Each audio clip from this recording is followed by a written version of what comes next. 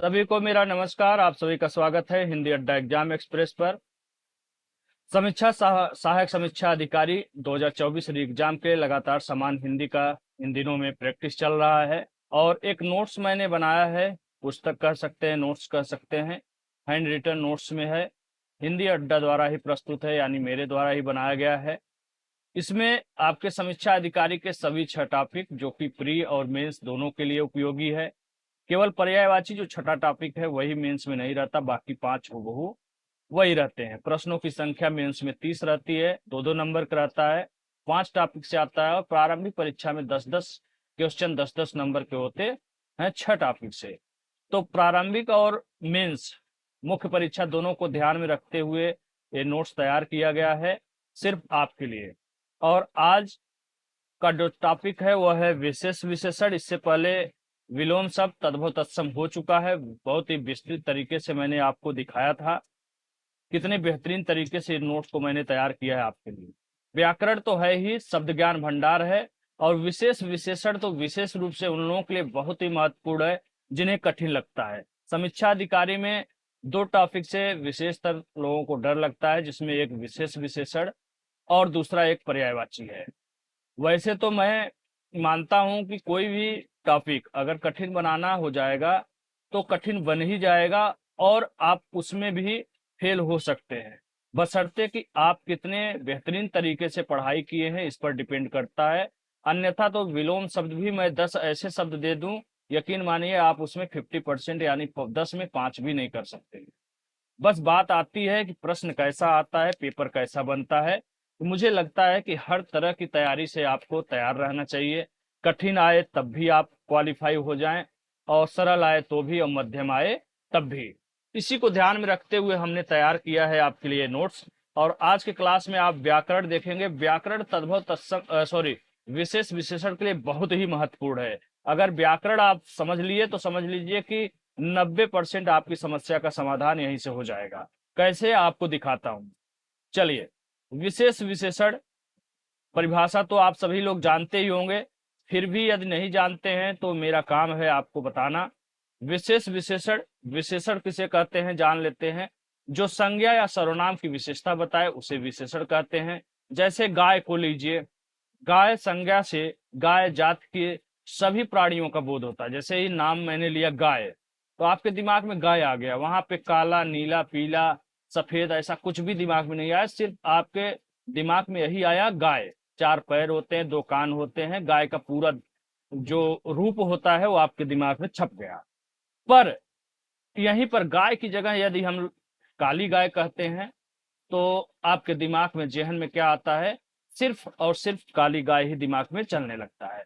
तो जब काली गाय कहते हैं तो इससे क्या बोध होता है कि काली गाय कहने से सिर्फ काली गाय का बोध होता है, सभी तरह की गायों का नहीं।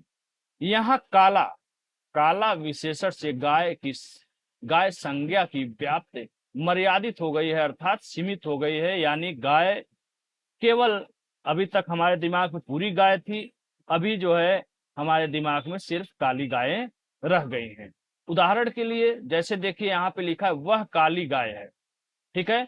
तो बात करता है कि प्रश्न में पूछता है कि भाई इसमें विशेषण कौन है या विशेष्य कौन है। तो जैसे वह काली गाय है, तो कौन काली गाय है, प्रश्न उठता है कौन काली है, तो सवाल उठता है गाय। लेकिन गाय की विशेषता हो जाएगा काली, यानी विशेषण तो काली है। अब बात आती है विशेष की, तो उसकी चर्चा आगे करेंगे। वह काली गाय है, कौन काली गाय है, कौन काली है, गाय काली है। तो काली क्या है, गाय की विशेषण है। यह अमरूद मीठा है, क्या मीठा है भाई, अमरूद मीठा है। तो मीठा जो है अमरूद का विशेषण है, खासियत है। अब बात करते हैं विशेष की, जिसकी विशेषता बताई जाए। यानी जैसे अभी गाय की चर्चा हो रही, गाय कैसी है, काली है। कौन काली है भाई, गाय काली है। तो उसी की विशेषता जब बताई जाए तो वह क्या हो जाता है, विशेष हो जाता है। अर्थात जिसकी विशेषता विशेषण से प्रकट हो वही विशेष होता है। जैसे उदाहरण ऊपर का ही मैंने दिया है, वह काली गाय है, मोहन सुंदर बालक है। तो यहाँ देखिए गाय क्या है, गाय की विशेषता है कि वह काली है, और परिभाषा क्या कहता है, जिसकी विशेषता बताई जाए वही विशेष है। तो जाहिर सी बात है गाय विशेष हो गया। उसी तरह मोहन सुंदर बालक है। कौन सुंदर बालक है? कौन सुंदर है? बालक सुंदर है। तो बालक क्या हो गया? विशेष हो गया, और सुंदर उसका क्या हो गया? विशेषण हो गया। यहाँ गाय और बालक विशेष है, क्योंकि काली और सुंदर उसकी विशेषता बतलाता है। ध्यान रखिएगा, विशेष पद सदैव संज्ञा का बोध कराते हैं, वहीं विशेषण ऐसे पद होते हैं जो किसी पदार्थ, वस्तु, व्यक्ति, रंग, रूप, संख्या, अवस्था, आकार, आकृति इत्यादि के बोधक होते हैं। विशेष विशेषण, विशेष क्या होता है? मूल शब्द होता है। वहीं विशेषण क्या होता है? विकारी शब्द। विकारी मतलब जिसमें परिवर्तन हो जाए, विकार आ जाए। ठीक है, जैसे तुम तो सर्वनाम है, लेकिन इसे तुम्हारा कर देंगे तो क्या हो जाएगा? विकार आ जा रहा है। तुम क्या है? मूल शब्द है। ठीक है, जैसे किताब, किताब क्या है? किताब मूल शब्द है, किताब से बना है किताबी, तो किताबी हो गया विशेषण, उसमें आ गया विकार। समझ में आ गई बात? प्रविशेषण पूछता है प्रश्नों में कि प्रविशेषण बताइए। हिंदी में कुछ विशेषणों के भी विशेषण होते हैं, उसे ही हम लोग प्रविशेषण कहते हैं। जैसे राम बहुत तेज विद्यार्थी है। राम बहुत तेज विद्यार्थी है, तो विद्यार्थी कौन है? राम है। कैसा विद्यार्थी है? तेज है। तेज में भी कैसा है? तेज में भी बहुत तेज है। यही बहुत प्रविशेषण होता है। तो विद्यार्थी क्या हो गया? विशेष हो गया। विद्यार्थी विशेष हो गया। तेज क्या हो गया भैया? विशेषण हो गया। और तेज में भी कैसा है? बहुत तेज, बहुत ही प्रविशेषण हो गया। ठीक है, अब बात आती है विशेष विशेषण। जो विशेषण विशेष के पूर्व अर्थात पहले आवे, ध्यान रखिएगा पहले आवे, उसे विशेष विशेषण कहते हैं। जैसे महेश चंचल बालक है, तो यहाँ देखिए बालक, बालक क्या है? विशेष है, विशेष से पूर्व यानी पहले ही आया है चंचल। कैसा बालक है? चंचल बालक है। तो ये एक कौन सा उदाहरण हुआ? एक विशेष विशेषण का उदाहरण हुआ, क्योंकि विशेष के पूर्व विशेषण आया है। वहीं विधेय विशेषण अर्थात जो विशेष के पश्चात यानी बाद आवे, उसे विधेय विशेषण कहते हैं। जैसे मेरा घोड़ा क्या है? काला है। मेरा घोड़ा काला है, तो घोड़ा देखिए विशेष है। घोड़ा कैसा है? काला है। काला क्या है? विशेषण है। तो देखिए इसका विशेषण विशेष के बाद आया है, तो यह कैसा है? विधेय विशेषण का उदाहरण है। या ऊपर वाला ही उदाहरण अगर हम इससे लेते हैं, जैसे यहाँ पे आ जाएगा महेश बालक चंचल है। कहने में भले आड़ लग रहा है, लेकिन महेश बालक चंचल है, तो बालक के बाद चंचल आ रहा है, तो क्या हो जाएगा? वो भी विधेय विशेषण का उदाहरण हो जाएगा। यहाँ काला विशेषण है, घोड़ा विशेष है, इसके बाद प्रयुक्त हुआ है विशेषण, तो यह क्या हो गया? विधेय विशेषण। तो बहुत ही बेहतरीन तरीके से देखिए विशेषण के भेद कितने होते हैं? 4 भेद होते हैं। एक सार्वनामिक विशेषण हो गया, दूसरा गुणवाचक विशेषण हो गया, तीसरा परिमाणवाचक हो गया, और चौथा क्या हो गया? संख्यावाचक विशेषण। सार्वनामिक विशेषण के भी 2 भेद हैं, मौलिक सार्वनामिक विशेषण और यौगिक सार्वनामिक विशेषण। गुणवाचक विशेषण के 7 भेद हैं। परिमाणवाचक के निश्चित अनिश्चित 2 प्रकार के भेद हैं, और संख्यावाचक के भी निश्चित अनिश्चित के आधार पर 2 भेद पाए जाते हैं। यहाँ पर देखिए सार्वनामिक विशेषण का विस्तार से चर्चा किया गया है। क्या है मौलिक सार्वनामिक विशेषण, यौगिक सार्वनामिक विशेषण, बहुत ही बेहतरीन तरीके से आपके लिए नोट्स तैयार किया गया है। आप देखेंगे तो मस्त हो जाएंगे, मगन हो जाएंगे। और मैं आपको बता दूं, यही व्याकरण अगर आपने अच्छे से समझ लिया तो समझ लीजिए विशेष विशेषण से जैसा आसान टॉपिक आपको कोई लगने वाला ही नहीं। जो सबसे कठिन टॉपिक है उसी को मैं सबसे आसान बना दूंगा, बशर्ते कि आपको ध्यान से इसे पढ़ना होगा। बिल्कुल थाली की तरह सजा करके दे दिया गया है, बस आपको भोजन करना है इत्मीनान से। अगर आप भोजन नहीं कर पा रहे हैं तो ये आपकी गलती है। ठीक है, बाकी देने वाला तो आपको थाली सजा के दे ही दिया है। तो सार्वनामिक विशेषण क्या होता है? पुरुषवाचक या निजवाचक सर्वनाम जैसे मैं, तू आदि के सिवा जब अन्य सर्वनाम जो किसी संज्ञा के पहले आता है तो वह सार्वनामिक विशेषण कहलाता है। जैसे वह नौकर नहीं आया, यह घोड़ा अच्छा है। तो यहाँ नौकर घोड़ा संज्ञाओं से पहले वह और यह आया है। क्या है? सर्वनाम है। तो वह और यह क्रमशः नौकर और घोड़ा की विशेषता बतलाते हैं, अतः ये सार्वनामिक विशेषण है। सार्वनामिक विशेषण के भी 2 भेद हैं, एक मौलिक सार्वनामिक और एक यौगिक। मौलिक सार्वनामिक क्या है? जो सर्वनाम बिना रूपांतरण, रूपांतरण यानी बिना किसी परिवर्तन के संज्ञा के पहले आता है उसे मौलिक यानी मूल सार्वनामिक विशेषण कहते हैं। जैसे वह लड़का, वह घर, कोई नौकर। ठीक है, दूसरे प्रकार से भी परिभाषा आप समझ सकते हैं, यहाँ दिया हुआ है बहुत ही बेहतरीन तरीके से, जैसे आप समझ लें उसी प्रकार से मैंने आपके लिए प्रस्तुत किया है यहाँ पे। यौगिक सार्वनामिक जो मूल सर्वनाम में प्रत्यय आदि लगाने से बनते हैं उन्हें यौगिक सार्वनामिक कहते हैं। जैसे ऐसा घर, कैसा घर, जैसा देश, ये क्या है? मूल सार्वनामिक नहीं है, तो एक प्रत्यय लग गया, ऐसा हो गया, कैसा हो गया, जैसा हो गया। ठीक है, दूसरे प्रकार से भी हमने समझा दिया है, जैसे आप समझ पाए। तो मूल सार्वनामिक विशेषण क्या होता है? जैसे मैं से ही मेरा बना है, तो मैं क्या हो गया? मूल सार्वनामिक विशेषण। वही मेरा क्या हो गया? प्रत्यय लग गया, तो यह हो गया यौगिक सार्वनामिक विशेषण। इसी तरह तुम क्या है? मूल सार्वनामिक विशेषण।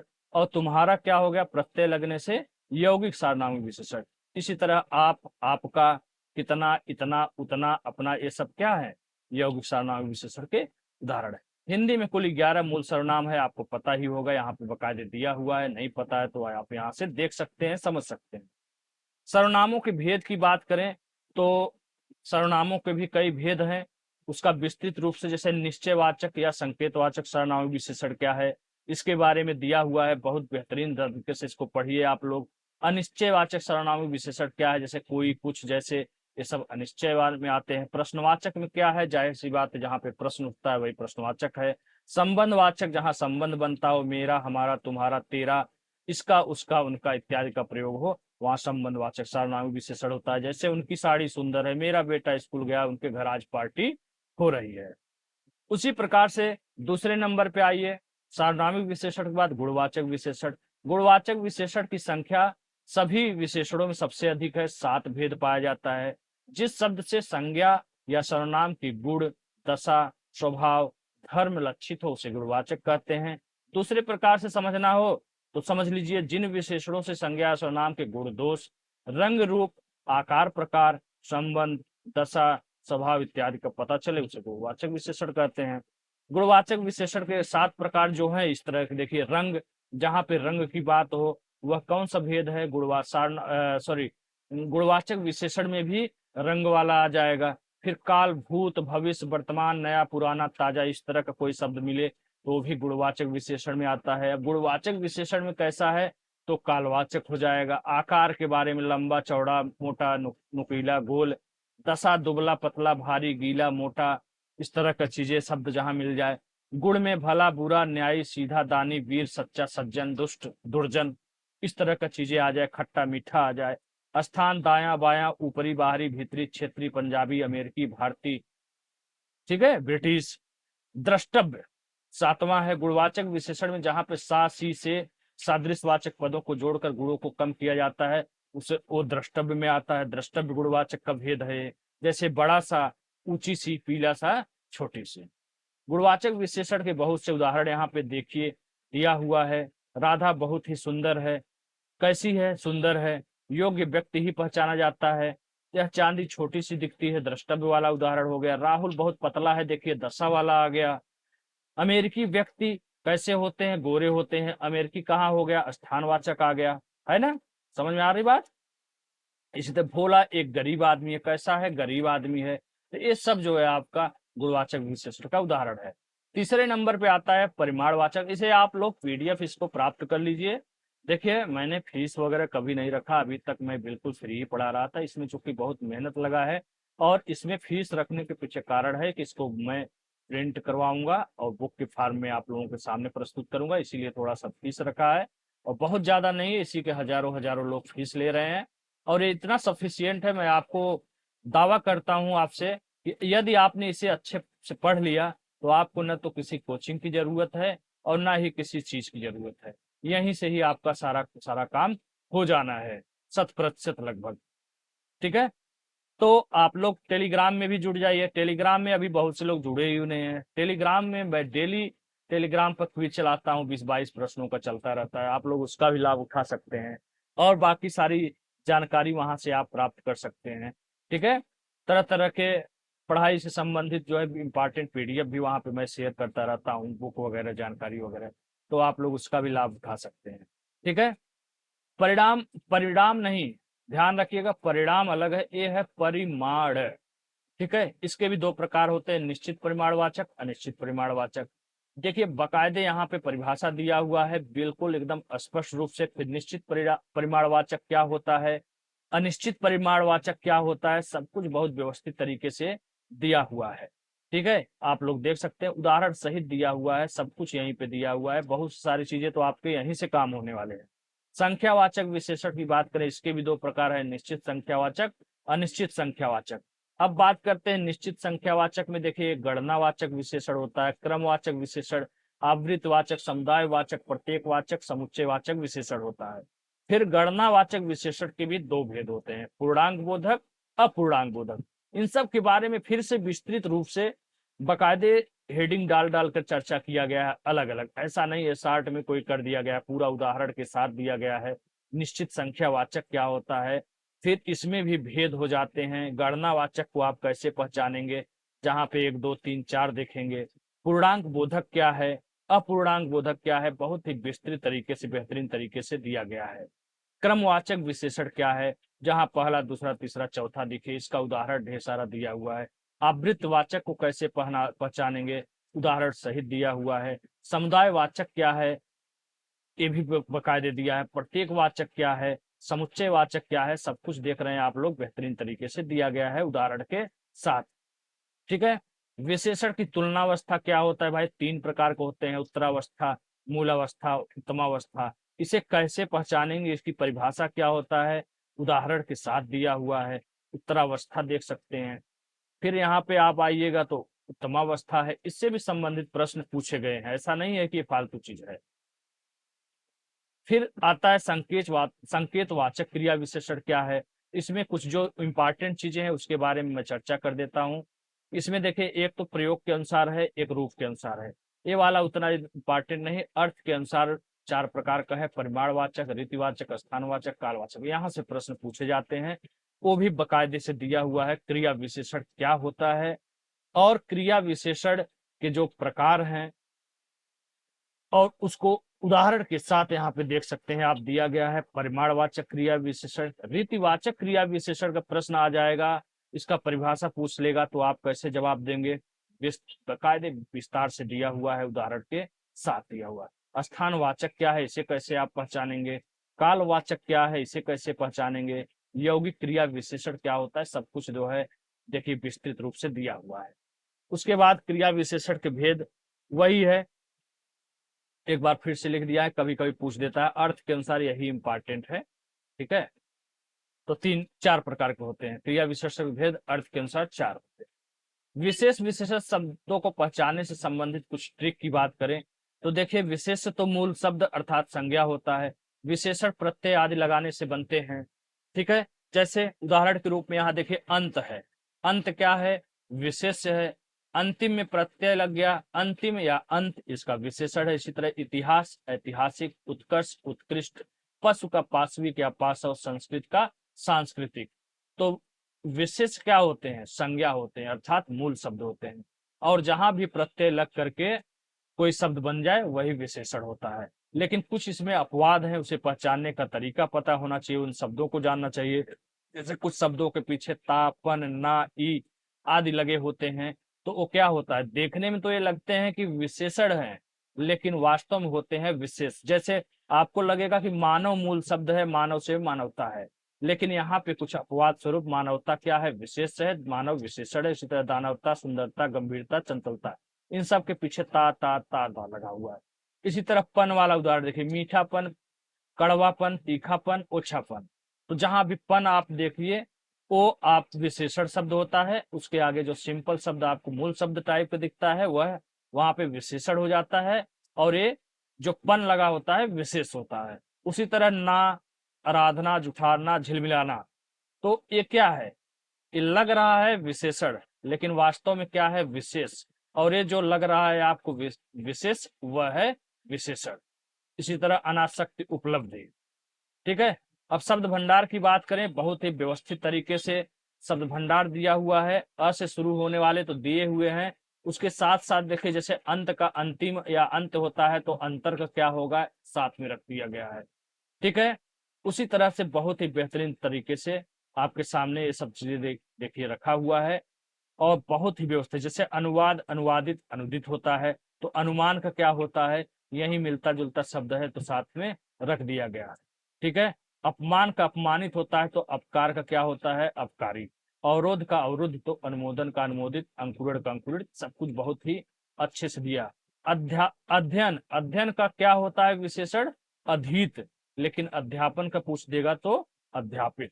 ठीक है, इस तरह से आप लोग देख सकते हैं, बहुत बेहतरीन है। इस नंबर पे देखिए, ये नंबर जो लिखा हुआ है आप इस पर मैसेज कर सकते हैं इस पुस्तक के लिए, इस नोट्स के लिए, और आपको मिल जाएगा। ठीक है, यहाँ पे देखिए क से शुरू होने वाले, मैं शार्ट में पढ़ा रहा हूँ। देखिए यहाँ पे किताब आ गया, किताब क्या है, मूल शब्द है, संज्ञा शब्द है, विशेष्य है, और इसका विशेषण क्या हो गया, किताब। लेकिन कागज का कागजी होता है, कलम का क्या होता है, कलमी होता है। कत्था का तत्सम सॉरी कथा का विशेषण तो कथई होता है, लेकिन कथा का कथित होता है, कथन का कथित होता है। कुल का तो कुलीन होता है विशेषण, लेकिन कुटुंब का कौटुंबिक होता है। तो सब कुछ बहुत ही अच्छे से तरीके से यहाँ पर दिया हुआ है ताकि आपको कहीं भटकना न हो। कौटिल्य का विशेषण कुटिल होता है, लेकिन कैवल्य का केवल होता है। ठीक है, इस तरह से देखिए ध से शुरू होने वाले, न से शुरू होने वाले, नरक का नारकी होता है, नगर का नागरिक होता है, ग्राम का क्या होता है, ग्रामीण होता है। निशा का देखिए नैश होता है, नाश का नाशवान होता है, निश्चित का निश्चय का निश्चित होता है। तो बहुत ही बेहतरीन तरीके से यहाँ पर दिया हुआ है। प से शुरू होने वाले सब कुछ देखिए, पशु पांचवी का उपासव है, पिशाच का क्या होता है, पैशाचिक होता है। पांच का पांचवा होता है, प्रांत का प्रांति होता है। प्रणाम का विशेषण प्रणम्य होता है, लेकिन प्रमाण का क्या होता है, प्रामाणिक होता है। तो बहुत ही बेहतरीन तरीके से यहाँ पे देखिए ह से शुरू होने वाले, यहाँ देखिए श्री का क्या होता है, श्रृंखला का क्या होता है, श्रम का क्या होता है, श्रृंगार, मिलते जुलते शब्द को एक जगह बॉक्स में रख दिया गया है ताकि आपको कहीं भटकना न पड़े। ठीक है, ऐसी पुस्तक अभी तक मार्केट में कोई आई नहीं है फिलहाल, आप लोग देख सकते हैं। ठीक है, ठीक है, तो इस तरह से बहुत ही व्यवस्थित तरीके से दिया हुआ है और ऐसी किताब आपको मार्केट में देखने को मिलने वाला नहीं है। बहुत ही मेहनत से और तरीके से तैयार किया गया है।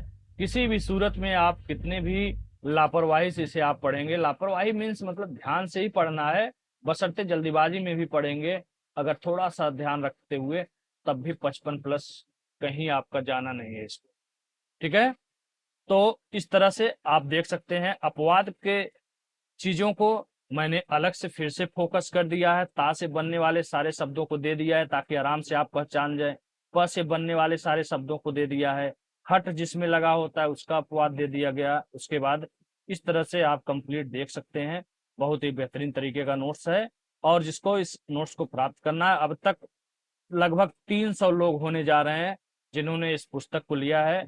और सच कहें तो जो पढ़ने वाले हैं उनको समझ में आ गया है। अब आपको कितना समझ में आता है ये आपके ऊपर है, बाकी कोई जबरदस्ती फिलहाल नहीं है। ठीक है, और बाकी यकीन मानिए, आप सोचेंगे कि गलत बोल रहे हैं, मेरे पास साउथ इंडिया से भी फोन आ रहा है इस पुस्तक के लिए। अब सोचेंगे आपकी साउथ इंडिया वाले क्यों लेंगे भाई, वहां वाले क्यों आएंगे, ऐसा कुछ नहीं। साउथ इंडिया के बहुत से लोग यहाँ पे नौकरी करते हैं और बहुत से लोग फैमिली के कारण, रिलेशन के कारण यहाँ पे नौकरी करना चाहते हैं। आपको बता दूं कि वीडियो एक आया था फार्म, किसका आया था, अंडमान निकोबार से भी लोग फार्म भरे थे पेट का पेपर देने के लिए। सॉरी, पेट का एक पेपर हुआ था, उसमें अंडमान निकोबार से भी अभ्यर्थी जो है फार्म भरे हुए थे। उत्तर प्रदेश की बात कर रहे हैं, तो दक्षिण भारत से कौन सी बड़ी बात है। अंडमान निकोबार तो फिलहाल दूर ही पड़ता है दक्षिण भारत से। पूर्वोत्तर से मणिपुर से लोग फार्म भरे थे, है ना। तो वहां से फोन आता है, मतलब उस बंदे को, दक्षिण भारतीय का समझ लीजिए हिंदी कितना कमजोर होता है, लेकिन उस व्यक्ति को भी ये टॉपिक इतना अच्छा लगा कि वो फोन मेरे पास किया। और सारे बहुत सारे लोगों का फोन आया था। एक सज्जन है, उनका भी फोन आया था कि सर आज तक मैंने ऐसा क्लास कभी नहीं देखा था और इतना पढ़ा मैं विशेषण समझ में नहीं आया जितनी आसानी से स्पष्ट रूप से आपने मुझे समझा दिया। ठीक है, तो चलिए, उम्मीद करते हैं आज का सेशन अच्छा लगा होगा। फिर मिलते हैं अगले टॉपिक में। ठीक है, जय हिंद, जय भारत, नमस्कार, जय हिंद।